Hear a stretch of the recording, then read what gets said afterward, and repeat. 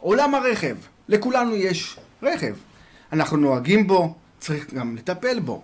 אנחנו חושבים על המחירים, יקר, זול, מצברים, ברקסים, טסטים, ודברים כמו חילוץ. אם אנחנו באמת נתקעים, למי אנחנו פונים? אל המוסך, לגרר, לסוכן ביטוח. לשם כך, איתי באולפן עדי עד שירותי רכב. שלום לך. שלום רב. מה שלומך?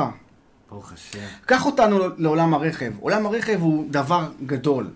בוא תחשוף בפנינו מה צריך הנהג בשביל להכין את הרכב לחורף.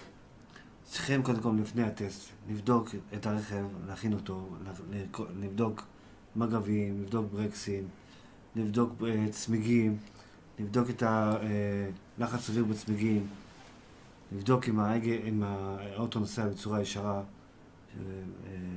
למשל אם צריך כיוון פרונט, לא צריך כיוון פרונט, לבדוק פנסים, נורות, לבדוק את הברקסים, אם הם שחוקים או לא שחוקים, הם תקינים, לבדוק אם הרכב הוא נוסע בצורה חלקה.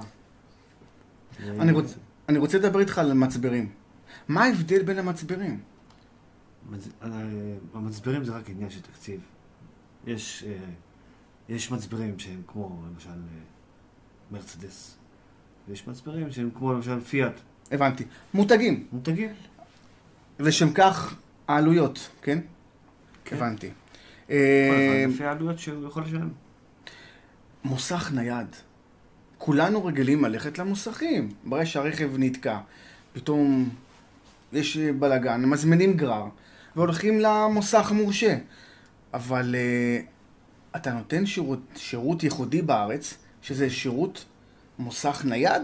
כן. מה זה? מוסך נייד, אני מגיע לבית הלקוח, הוא לא צריך לצאת מהבית בכלל. וואלה. זאת אומרת, אותו בן אדם נמצא בבית, נמצא בבית, הוא עובד. ואתה מגיע אליו? הוא עובד בבית ואני עובד על האוטו. זה שירות VIP. וממש VIP. ללקוח. אתה מגיע לרכב, יש דיאגנוזה, אתה מאפיין את הבעיה, כן. ואתה מתקן במקום? כן, יש לי מכשור ממוחשב. אני מגיע לבית הלקוח, מתחבר למחשב של הרכב, למחשב שלי, מאתר את התקלה, ולפי זה אני אומר ללקוח מה צריך לתקן. נותן לו הצעת מחיר, אם הוא רוצה לתקן, אז מה טוב. זה גם חוסך הרבה זמן. הוא לא צריך ללכת למוסך. וואו. אני מגיע עד אליו. אני חוסך לו ים של זמן. הוא לא שורף זמן בפקקים להגיע למוסך. הוא לא שורף זמן עבודה. אני בא עכשיו, נותן לו את השירות הכי טוב. זריז, מהיר, על המקום, ישר ולעניין. הכנה לטסטים. מה קורה בדבר הזה? כל שנה יש טסטים. במקום ללכת למוסך, אתה מכין את הטסט? אני מכין את הרכב לטסט. זה רצוי. לא, אפשר ללכת לטסט גם בלי להכין, אבל רצוי להכין אותו לפני טסט, כי אם אתה תלך בלי להכין אותו לטסט, רוב הסיכויים שתיחשב בטסט. אז חבל, כל העוגמת נפש הזה, תלך עוד פעם לטסט, תעבור עוד פעם את המסלול. אז אותו דבר. כן. הלקוח נשאר בבית. אתה מגיע לבית הלקוח, לוקח את הרכב, מטפל בו, מחזיר אותו, אחרי טסט. אחרי טסט עם מפתח ביד. מפתח ביד. שיגעון. מפה בוא נמוחשבת. מה זה? ברגע הלקוח נוסע עם הרכב, ופתאום נדלקת המנורה של הצהובה הזאת, המרגיזה את האנשים בצורת מנוע. אז שזה יכול לקרוא לי. המחשב שלי אומר בדיוק מה התקלה. אני בטלפון אחד מזמין את החלק הדרוש כדי לתקן את הרכב. אם צריך להרים את הרכב, אני מרים את הרכב, מסדר לו במקום ונוסע שלום. דוד, חילוץ דרך. אתה יודע, אנחנו נוסעים ברכב, באיילון, בכל מקום, ולפעמים הרכב קרטע. ואז אנחנו נצמדים בשולי הצד של הכביש, ואז אנחנו צריכים את חסדו של המכונאי, או שמי שיבוא לחלץ אותנו. זה שירות שגם אתה עושה. קח אותנו לשם. זה שירות שאני עושה, ואני משתדל לקצר אותו כמה שאפשר. למשל בחברות הגרירה והשירות, נותנים 3 שעות, 4 שעות שירות עד שמגיעים, מייבשים את הלקוח. אני יכול לומר שלי לקח 7 שעות. אוי, חבל. בסדר רצינות, 7 שעות הייתי בתוך רכב, זה היה בחולון. עד שהגיע מחלץ, ראיתי כוכבים. אני ממש מצטער לשמוע את זה. זה ממש שירות גרוע. כן.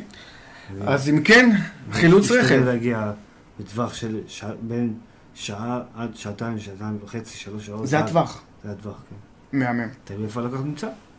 אני מגיע ללקוח, מחליף גלגל, אני צריך לחלץ אותו, מה שצריך במקום. מהמם. יש לי שירות, יש שירות חלקים שמגיע עד אליי, ובו במקום אני מקבל את החלק, ככה שאני מקצר ללקוח את הזמן של התיקון והשירות בכביש. והכי חשוב, במיוחד שנמצא עם ילדים. והכי חשוב, המקצועיות והכיס. נכון. אני יכול לומר שהזמן שהמוסכניק מגיע, הוא הדבר הכי חשוב, לעמוד בזמנים. ופה זה השירות שאתה נותן ללקוח. לגבי שירות שנתי לרכב? אותו דבר, שירות שנתי לרכב, אותו דבר.